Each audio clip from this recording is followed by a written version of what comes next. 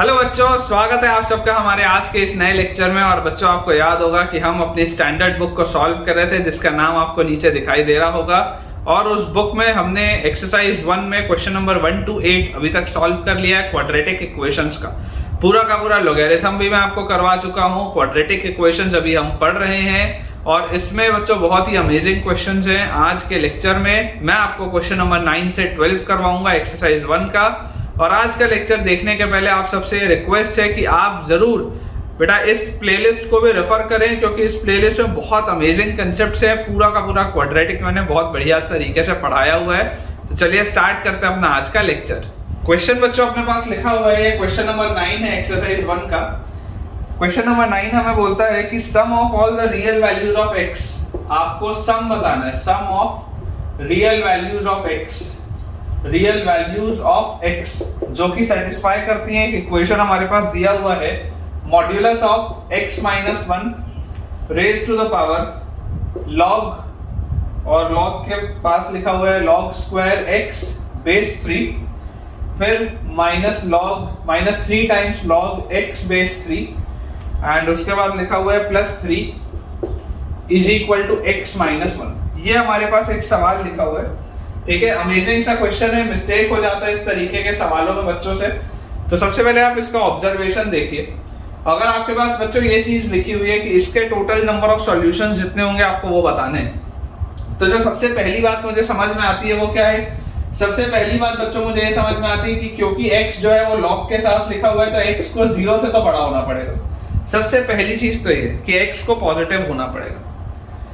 दूसरी चीज बच्चों जो मुझे समझ में आती है कि यहाँ पर देखो, यहाँ पर ये मॉड्यूलस के ऊपर एक पावर लिखा है, ठीक है। मॉड्यूलस हमेशा पॉजिटिव होता है, मतलब पॉजिटिव चीज के ऊपर कुछ पावर में लिखा हुआ है, and that is equal to x minus 1। ये आपके पास लिखा हुआ है, एक पॉजिटिव क्वांटिटी है, उसके पावर में कुछ है और it is equal to x minus 1। मतलब एक बात तो 100% श्योर है कि ये वाली जो चीज होगी, ये वाली चीज कभी भी नेगेटिव नहीं हो सकती, कभी भी नेगेटिव नहीं हो सकता, क्योंकि ये पॉजिटिव चीज है, उसके पावर में कुछ लिखा हुआ है। क्योंकि मॉड्यूलस है ना, पॉजिटिव बोल लो या 0 बोल लो, है ना, कंफ्यूज नहीं होना है। मॉड्यूलस हमेशा नॉन नेगेटिव होता है, मॉड्यूलस की वैल्यू कभी भी नेगेटिव नहीं हो सकती। It can be 0, it can be positive, negative नहीं हो सकता। तो या तो ये अंदर वाली चीज पॉजिटिव होगी या 0 होगी, एंड इसके पावर में कुछ लिखा है that is equal to x minus 1। तो जो सबसे पहला इंपॉर्टेंट स्टेप है जो हमें समझ में आना चाहिए वो ये है बच्चों की x माइनस 1 जो होगा वो 100% ग्रेटर देन इक्वल टू 0 होगा। x माइनस 1 को 0 या उससे बड़ा होना पड़ेगा, उसके बिना ऑप्शन नहीं है। अब आप इस बात को समझिए कि ये वाली पूरी चीज के बराबर कब कब आ सकती है। तो पहली चीज मैं आपको बोलूं कि यार फर्स्ट केस में हो सकता है कि अगर ये वाली चीज 0 हो गई तो 0 के पावर में आप कुछ भी रेस करोगे हमेशा 0 आएगा, और ये भी अगर 0 हो जाए, देखो अगर ये मैं 0 बोल दूं तो 0 के पावर में आप कुछ भी रखोगे हमेशा ही 0 मिलेगा, और जैसे ही आप x माइनस 1 को 0 बोलोगे तो ये भी 0 आ जाएगा। तो देखो LHS और RHS इक्वेट होता हुआ दिख रहा है। तो अगर आप कंपेयर करते हैं, तो अगर आप बोलते हैं x माइनस 1 को 0, तो यहाँ से देखो x की वैल्यू आपके पास आ जाएगी 1। सबसे पहला ऑब्जर्वेशन तो ये है। अब जैसे x की वैल्यू 1 आएगी, आप देख लो x की वैल्यू 1 में इसको कोई प्रॉब्लम नहीं, इसको कोई प्रॉब्लम नहीं, ये पूरी चीज LHS और RHS सेटिस्फाई हो रही है, तो ये तो अपना बिल्कुल सही है। सेकंड हम यहाँ पर क्या बोल सकते हैं, ये आपका फर्स्ट केस हो गया, दिस इज केस 1। ये पहली चीज हो गई जो हमें समझ में आनी चाहिए। सेकंड केस बच्चों मैं आपको बोलता हूं कि अगर आप इमेजिन करिए ये अंदर वाली चीज 1 हो जाए, अगर x माइनस 1 की वैल्यू 1 हो जाए, अगर x माइनस 1 की वैल्यू 1 आ गई तो आप समझिए 1 के पावर में आप कुछ भी रेस करो, 1 के पावर में आप कुछ भी रेस करो हमेशा 1 ही आएगा। क्योंकि अगर आप x माइनस 1 को 1 बोलोगे तो यहाँ तो 1 आ ही रहा है, यहाँ पर 1 के पावर में आप कुछ भी लेके जाओगे आपको हमेशा 1 मिलने वाला है। तो अगर x माइनस 1 की वैल्यू 1 हुई तो यहाँ से आपके पास x की वैल्यू 2 आ जाएगी। जरा आप सोच के देखिए, क्या x इक्वल टू 2 आप रख सकते हैं केस सवाल में? बिल्कुल रख सकते हैं। तो ये आपके पास आ गया second case, this is your case 2, इसमें भी कोई दिक्कत नहीं, ठीक है। अब इसके बाद जो थर्ड एंड इंपॉर्टेंट केस है जिसमें बच्चों से मिस्टेक होता ही होता है, केस 3।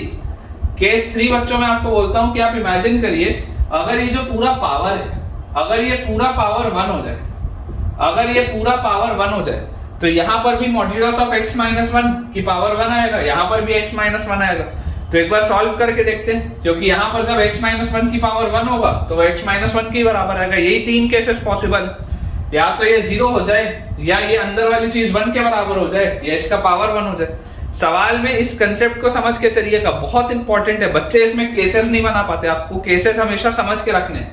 अगर ये चीज 0 हो गई तो ये भी 0 हो जाएगा, अगर ये वाली चीज 1 हो गई तो ये भी 1 हो जाएगा, या अगर इसका पावर 1 हो गया तब भी मेरा काम चलेगा। तो अगर मैं उसको 1 से इक्वेट करता हूं तो मेरे पास आ जाएगा log square x base 3 minus 3 times log x base 3 and plus 3 is equal to 1। हम जैसी करेंगे तो हमारे पास आ जाएगा log square x base 3 minus 3 times log x base 3 plus 2 is equal to 0। ये हमारे पास आ जाएगा। फैक्टराइज जैसे आप इसको करोगे बच्चों, आपके पास आएगा log x base 3 minus 2 multiplied by log x base 3 minus 1 is equal to 0। देखिए log square x base 3 minus 2 log x base 3 और माइनस log x बेस 3, तो माइनस 3 log x बेस 3 और प्लस 2 आ गया फैक्टराइज होके। तो यहां से हमारे पास log x बेस 3 की वैल्यू या तो 2 होगी या log x बेस 3 की वैल्यू या तो 1 होगी। अब अगर log x बेस 3 की वैल्यू 2 आती है तो x की वैल्यू 3 का स्क्वायर आएगा। 3 का स्क्वायर मतलब ये हो जाएगा 9। x की वैल्यू 3 का स्क्वायर आएगा मतलब हो जाएगा 9, या आपके पास x की वैल्यू आ जाएगी 3 raise to the power 1 which comes out to be 3। और आप देख सकते हैं कि ओरिजिनल सवाल में आप 9 और 3 दोनों ही रख सकते हैं। तो टोटल x की वैल्यूज क्या है? पॉसिबल वैल्यूज ऑफ x मेरे पास आ जा रही है। पॉसिबल वैल्यूज ऑफ x हमारे पास क्या आ जा रहा है? पॉसिबल वैल्यूज हमारे पास आ जा रही है x is equal to 1, 2, 3 and 9। तो जैसे आप इन सब का सम करेंगे बच्चों तो सम हमारे पास आ जाएगा 1 + 2 3, 3 + 3 6, 6 + 9 is 15। मतलब इसका आंसर यार 15 आता हुआ दिखता है। ऑप्शंस में देख लेते हैं, बिल्कुल सही है।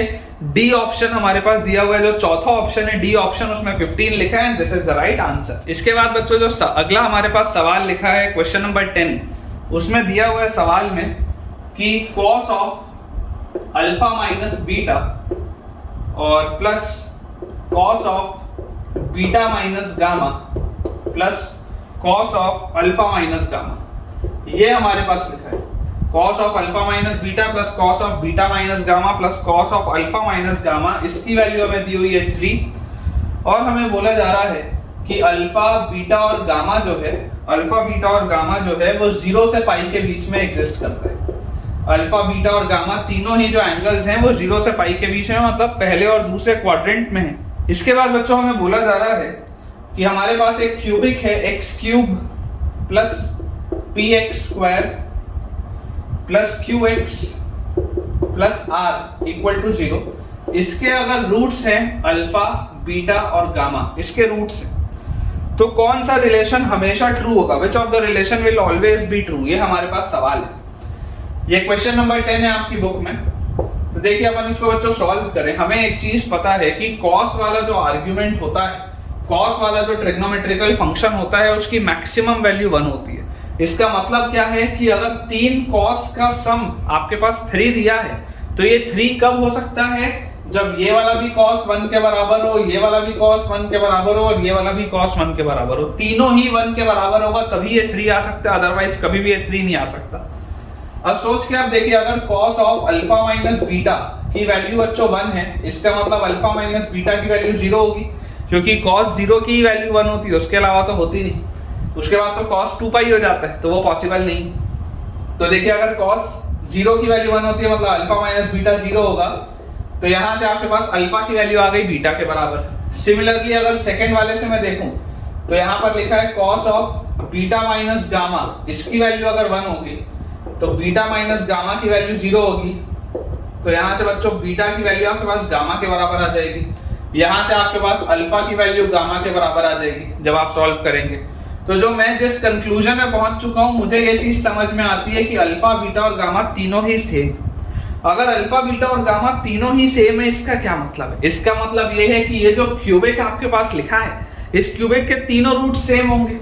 तो अगर बच्चों इस क्यूबिक के तीनों रूट सेम होंगे तो मैं तीनों ही रूट्स को अल्फा कर देता हूं, कोई दिक्कत की बात नहीं है। इस क्यूबिक के मैंने तीनों रूट्स को कर दिया सेम। अब जैसे ही एक क्यूबिक के मेरे पास तीनों रूट सेम आ गए तो जरा सोच के देखो सम ऑफ रूट्स क्या होता है। सम ऑफ रूट्स, जैसे ही आप सम ऑफ रूट्स करेंगे होता है -b/a, मतलब कि दैट विल बी -p। तो यहां से 3 अल्फा की वैल्यू तो आ गई -p, sum of product of roots taken two at a time, मतलब alpha square plus alpha square plus alpha square, sum of product of roots taken two at a time minus b by a फिर c bye ए, मतलब कि इसकी value आएगी Q के बराबर। तो 3 alpha square की वैल्यू आ गई क्यू के बराबर। और उसके बाद बच्चों जो हमें पता होता है प्रोडक्ट ऑफ रूट्स, तो प्रोडक्ट ऑफ रूट्स मतलब alpha into alpha into alpha, वो होता है minus b by c by minus d by, मतलब इसकी वैल्यू होगी माइनस आर। तो यार यहां से मेरे पास अल्फा क्यूब की वैल्यू आ रही है माइनस आर के बराबर, ठीक है। और यहां से आप देखिए अल्फा क्यूब अगर आपके पास लिखा हुआ है, यहां से मैं क्या ऐसा बोल सकता हूं कि अल्फा की वैल्यू आ जाएगी, अल्फा की वैल्यू यहां से बच्चों मेरे पास आ जाएगी माइनस पी बाय 3, और यहां से देखिए अल्फा स्क्वायर की वैल्यू मेरे पास आ जाएगी क्यू बाय 3। ये चीज मेरे पास आती है। तो अगर ये चीज मेरे पास आती है तो देखो इन दोनों को अगर मैं मल्टीप्लाई करूंगा तो इन दोनों को मल्टीप्लाई करने से ऑल्सो मैं बोल देता हूं अल्फा क्यूब मेरे पास किसके बराबर आ रहा है, जैसे इन दोनों को मैं मल्टीप्लाई करूंगा अल्फा क्यूब मेरे पास आ जाएगा minus p q by 9, minus p q by 9। तो जैसे आप कंपेयर करेंगे तो देयरफॉर आप बोल सकते हैं minus p q by 9 is equal to minus r, minus से माइनस गया तो बच्चों पी क्यू की वैल्यू हमारे पास आ जाएगी 9। ये एक ऐसा रिलेशन है जो हमेशा ही सही होगा। एक बार अपना आंसर अपन देखते हैं। तो अपने पास बच्चों आंसर में सी ऑप्शन में यही लिखा हुआ है PQ is equal to 9R, PQ is equal to 9R बिल्कुल सही है। This is c option in question number 10। इसके बाद बच्चों क्वेश्चन नंबर 11, अगेन बहुत ही बढ़िया सवाल है। क्वेश्चन नंबर 11 में अपने पास लिखा हुआ है, मैं स्टार लगा देता हूं आपके लिए। क्वेश्चन नंबर 11 हमें बोलता है कि modulus of x minus 1 minus modulus of x minus 2 plus modulus of x minus 3, या x माइनस 3 के बदले आप यहाँ पर लिखिए x माइनस 4, ये लिखा हुआ, ठीक है। इसकी वैल्यू है लैम्डा के बराबर, इसकी वैल्यू लैम्डा के बराबर है। और हमें बोला जा रहा है कि x और लैम्डा जो दोनों हैं वो कोई रियल नंबर हैं, और इसके टोटल 4 सॉल्यूशंस हैं, 4 डिस्टिंक्ट सॉल्यूशंस, 4 डिस्टिंक्ट सॉल्यूशंस। तो आपको बताना है possible value of lambda, possible value of lambda क्या होगी आपको यह बताना है, अगर इसके 4 डिस्टिंक्ट सॉल्यूशन होते हैं तो।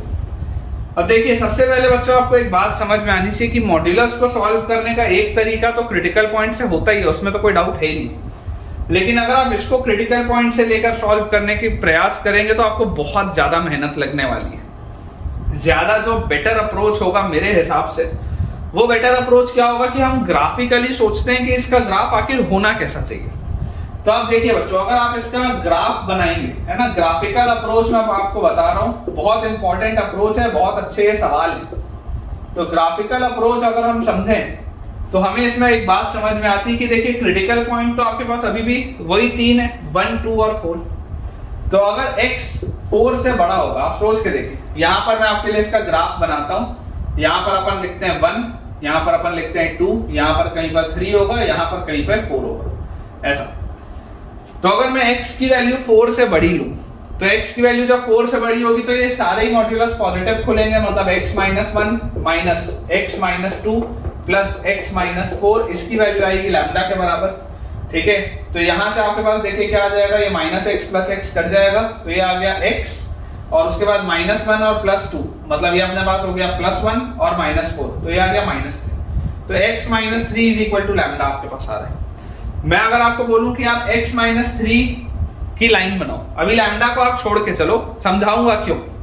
अगर मैं आपको बोलता हूं कि सिर्फ आप x माइनस 3 वाली लाइन बनाओ, अगर x की वैल्यू 4 से बड़ी है तो ये वाला जो पूरा चीज है, ये वाला जो बच्चों पूरी की पूरी चीज लिखी हुई है, अगर मैं इसको कोई फंक्शन ऑफ x बोलूं तो ये पूरी की पूरी चीज सिंप्लीफाई होके क्या आएगी, ये वाली पूरी की पूरी चीज सिंप्लीफाई होके आ जाएगी x माइनस 3 के बराबर। तो x माइनस 3 मतलब क्या है, x माइनस 3 एक स्ट्रेट लाइन है, आपको पता ही है। तो अगर आप 4 से बड़ा लेंगे तो x माइनस 3 एक स्ट्रेट लाइन जैसा आपके पास बनेगा, पॉजिटिव स्लोप है। और देखिए आप x की वैल्यू जब 4 रखेंगे तो x की वैल्यू 4 रखने पर इसकी वैल्यू कितनी आ रही है फंक्शन की, fx की वैल्यू क्या आ जा रही है। तो जैसे आप x की वैल्यू 4 रखेंगे, 4 माइनस 1 यहाँ पे आएगा 3, 4 माइनस 2 यहाँ पे आएगा 2, 3 माइनस 2 होता है 1, और यहाँ पे 4 माइनस 4 0, तो मतलब इस फंक्शन की वैल्यू आ जाएगी 1। तो f4 की वैल्यू हमारे पास आएगी 1। यहां तक हमें समझ में आता है कि यहां पर इसकी वैल्यू आ रही है 1। अब इसके बाद अगर मैं आपको बोलता हूं कि मैं x की वैल्यू को 2 और 4 के बीच में लूं, अगर बच्चों में x की वैल्यू को 2 और 4 के बीच में लेता हूं तो मुझे समझ में आता है कि ये पहला वाला और दूसरा वाला मॉड्यूलस तो ठीक ठाक खुलेगा, पॉजिटिव खुलेगा, तो x minus 1 minus x minus 2, लेकिन ये वाला जो मॉड्यूलस है ये नेगेटिव खुलेगा, तो ये खुलेगा प्लस 4 माइनस x1 के, एंड इसकी वैल्यू आएगी लैम्डा। तो यहाँ से ये माइनस x प्लस x गया, तो यहाँ पर आपके पास है ये माइनस x और उसके बाद देखिए माइनस 1 और प्लस 2, मतलब ये हो गया आपके पास प्लस 1 और प्लस 4 इज प्लस 5। ये आपके पास आता है माइनस x प्लस 5। इसका मतलब ये आपका कुछ ऐसा आ रहा होगा लाइन, यहाँ से आपके पास इस तरीके का कुछ लाइन होगा। देखो इसका स्लोप नेगेटिव है, स्लोप नेगेटिव है मतलब इस पैटर्न की लाइन होगी। जब स्लोप पॉजिटिव होता है तो ऐसी लाइन होती है, स्लोप नेगेटिव होता है तो ऐसी लाइन होती है। सब कुछ स्ट्रेट लाइंस में आएगा, बिल्कुल घबराने की जरूरत नहीं है। इस चीज को ज्यादा अच्छे से क्लास 12th के बच्चे और जो ड्रॉपर बैच के बच्चे हैं वो समझ पाएंगे। 11th वालों को थोड़े से इसमें दिक्कत आएगा, लेकिन घबराइए मत, विद टाइम आपको ये चीज समझ में आ जाएगी। अब देखिए अगर आप x की वैल्यू 4 रखते हैं तब तो आपके पास f4 की वैल्यू आ चुकी है। अगर आप x की वैल्यू 2 रखेंगे तो f2 की देखिए क्या वैल्यू आएगी। f2 रखते ही 2 माइनस 1, ये 1 है, ये खत्म हो गया, और 2 माइनस 4, ये माइनस 2 होगा, इसका मॉड 2 आएगा, तो 1 प्लस 2, इसकी पूरे की वैल्यू आ रही है 3। यहाँ पर इसकी वैल्यू 1 आ रही थी, यहाँ पर इसकी बच्चों वैल्यू आ रही है 3। फंक्शन की वैल्यू 2 पर कितनी आ रही है हमारे पास 3। एंड फाइनली अगर मैं x को 2 से भी छोटा रख लूं, एक सेकंड, मैंने 2 और 4 के बीच में रखा, अब मैं 1 और 2 के बीच में रखूं। अगर बच्चों मैं बोल दूं आपको x को हम रखते हैं 1 और 2 के बीच में, तो 1 और 2 के बीच में आप जैसे ही x को रखेंगे तो आपके पास देखिए क्या आ जाएगा। 1 और 2 में बस ये वाला जो पहला वाला मॉड्यूलस है वो पॉजिटिव खुलेगा, बाकी सारे के सारे मॉड्यूलस नेगेटिव खुलेंगे। तो ये minus times of x minus 2 जो था वो अब प्लस x माइनस 2 बन के खुलेगा, और ये जो प्लस x माइनस 4 था ये प्लस 4 माइनस x बन के खुलेगा। ऐसे ही हमारे पास आएगा, और इस पूरे की वैल्यू किसके बराबर होगी, लैम्डा के बराबर। तो ये minus x plus x cancel out हो गया, तो यहाँ पर आपके पास बचा x और माइनस 1 माइनस 2 माइनस 3 प्लस 4, मतलब इसकी वैल्यू आ गई plus 1 is equal to lambda. तो अगेन आपके पास पॉजिटिव स्लोप आ रहा है, पॉजिटिव स्लोप आ रहा है, मतलब आपके पास कुछ ऐसा होना चाहिए ये लाइन। और आप फंक्शन की वैल्यू अगर 1 पर निकालने का प्रयास करें तो फंक्शन की वैल्यू 1 पर क्या आएगी, तो 1 रखते ही ये खत्म हो जाएगा, 1 रखते ही 1 माइनस 2, ये माइनस 1 का मॉड होता है 1, लेकिन यहाँ माइनस है, और 1 रखते ही यहाँ पर आपके पास आ जाएगा 1 माइनस 4 इज माइनस 3, उसका मॉड होता है 3, तो 3 माइनस 1, इसकी वैल्यू आएगी 2। तो आप देख लीजिए फंक्शन की वैल्यू 1 पर आपके पास आ रही है 2। एंड सेम पैटर्न से बच्चों जब आप यहाँ पर इसको ओपन करेंगे, ये खुद से आप करके देखिएगा, जैसे ही आप x की वैल्यू को 1 से भी छोटा रखेंगे, तो 1 से जब आप छोटा रखेंगे तो ये भी देखिए, मैं डायरेक्टली चलो लिख देता हूं। आपने क्रिटिकल पॉइंट्स देखिए ऐसे खोला है ना, ये 1 है, ये 2 है, ये 4 है। पहले आपने 4 से बड़ा रखा, फिर आपने 2 और 4 के बीच में रखा, फिर आपने 1 और 2 के बीच में रखा, अब आप 1 से छोटा रखना है। 1 से छोटा रखेंगे तो सारे मॉड्यूलस नेगेटिव खुलेंगे, तो पहला वाला खुलेगा 1 माइनस x, दूसरा वाला खुलेगा प्लस x माइनस 2, और तीसरा वाला खुलेगा प्लस 4 माइनस x, और इसकी वैल्यू हमारे पास आएगी लैम्डा के बराबर। तो ये minus x plus x cancel out हो गया, तो यहाँ पर हमारे पास आ गया माइनस x और 4 माइनस 2 इज प्लस 2 और प्लस 1, तो plus 3 is equal to lambda. मतलब ये देखिए इसका भी नेगेटिव स्लोप है, तो नेगेटिव स्लोप है तो ऐसे डिक्रीजिंग एक लाइन होगी। ठीक है, इस पैटर्न का हमारे पास देखिए ग्राफ बन रहा है, कुछ इस पैटर्न का हमारे पास ग्राफ बन रहा है। अब अगर हम चाहते हैं कि इसके हमारे पास 4 सॉल्यूशन है, ठीक है, इस ग्राफ को मैं थोड़ा सा और बेहतर बनाता हूँ, ऐसा बना देता हूँ। अब अगर बच्चों हम चाहते हैं कि हमारे पास इसके 4 सॉल्यूशन है, तो आप इस बात को समझिए कि जब आप x को 1 से छोटा लेंगे तो 1 से छोटा लेने पर आपको क्या मिलेगा, आपको 1 से छोटा लेने पे ये वाली लाइन आपको मिल रही होगी। ठीक है, x इक्वल टू लैम्डा आपको लेना है ना, x इक्वल टू लैम्डा आपके पास देखिए फंक्शन की वैल्यू fx किसके बराबर है, fx की वैल्यू लैम्डा के बराबर है। तो अगर इसकी वैल्यू आप लैम्डा से इक्वेट करेंगे तो देखिए अगर लैम्डा की वैल्यू 1 से छोटी होगी, अगर बच्चों लैम्डा की वैल्यू 1 से छोटी होगी तो क्या यहाँ पर कभी भी कोई भी सॉल्यूशन मिलेगा क्या, यहाँ पर देखिए कभी भी कोई भी सॉल्यूशन नहीं मिलेगा। मैं आपको क्या बोलना चाह रहा हूँ, मैं आपको समझा देता हूँ कि यहाँ पर fx को मैं लैम्डा से इक्वेट कर रहा हूँ। ठीक है, तो y इक्वल टू लैम्डा वाली लाइन कैसी होती है, y इक्वल टू लैम्डा एक स्ट्रेट लाइन होती है, ऐसी हॉरिजॉन्टल स्ट्रेट लाइन। ठीक है, बड़े बच्चे इसको अच्छे से समझ पाएंगे। तो अगर आपकी वैल्यू 1 से छोटी है तो 1 से छोटी वैल्यू के लिए आपके पास क्या आएगा, यहाँ पे 2 है, अगर 1 से छोटी है तो यहाँ पर कोई सॉल्यूशन नहीं है। फिर अगर आप 1 और 2 के बीच में रखते हैं तो 1 और 2 के बीच में आपके पास कितने सॉल्यूशन है, तो 1 और 2 के बीच में यहाँ पर आपके पास सिर्फ 2 सॉल्यूशन है। अगर आपको 4 सॉल्यूशन चाहिए तो 4 सॉल्यूशन ऐसे वाले में मिलेगा आपको, 4 सॉल्यूशन ऐसे वाले में मिलेगा आपको, 1 यहाँ पर दूसरा, यहाँ पर तीसरा, यहाँ पर चौथा। मतलब कि 4 डिस्टिंक्ट सॉल्यूशंस के लिए जो लैम्डा होना चाहिए, लैम्डा आपका कहां से कहां होना चाहिए, लैम्डा की वैल्यू 2 से बड़ी होनी चाहिए लेकिन 3 से छोटी होनी चाहिए, क्योंकि जब 2 के बराबर होगा तब 3 सॉल्यूशन आएंगे, जब 3 के बराबर होगा तब भी 3 सॉल्यूशन आएंगे, लेकिन 2 और 3 के बीच में इसके 4 सॉल्यूशन आएंगे। तो लैम्डा की वैल्यू होनी चाहिए 2 से 3 के बीच में। ठीक है, तो ये हमारा आंसर है। अब अपन देख लेते हैं कि कौन कौन से ऑप्शंस अपने पास दिए हुए हैं। तो हमारे पास बच्चों पहला ऑप्शन दिया है 3 तो लैम्डा हो नहीं सकता। दूसरा ऑप्शन दिया है 5/2 हो सकता है, आंसर वही है, 5/2 ही आंसर भी है, 5/2 हमारे पास आंसर आ सकता है। उसके बाद अगला ऑप्शन है 2, तो 2 तो हो नहीं सकता। फिर अगला ऑप्शन है 1, तो 1 भी नहीं हो सकता, 1 पे तो सिर्फ एक सॉल्यूशन आएगा। तो आई होप बच्चों आपको ये वाला सवाल बहुत बढ़िया से समझ में आया होगा। थोड़ा सा डिफिकल्ट क्वेश्चन था, ट्रिकी क्वेश्चन था, कैसा लगा मुझे कमेंट्स में जरूर बताइए। ठीक है बच्चों, विद दिस हम अपने आज के लेक्चर के एंड पे पहुंच चुके हैं। मुझे पूरी उम्मीद है कि आपको आज का लेक्चर बहुत बढ़िया तरीके से समझ में आया होगा। ऑल्दो मुझे एक सवाल आपको और कराना था, लेकिन क्योंकि टाइम का बाउंडेशन है, लेक्चर का टाइम कंप्लीट होने का समय आ गया, तो कोई दिक्कत नहीं है। मिलते हैं आपसे अगले लेक्चर में बचे हुए सवालों के साथ। और फायदा हो रहा है या नहीं मुझे कमेंट्स में जरूर बताइए। वीडियो पसंद आया हो तो वीडियो को लाइक करें, चैनल को सब्सक्राइब करें और अपने सारे फ्रेंड सर्कल में जो भी जेईई एस्पिरेंट्स हैं उन्हें इसे शेयर करें ताकि उन सबकी पढ़ाई बहुत बढ़िया तरीके से हो पाए। Thank you.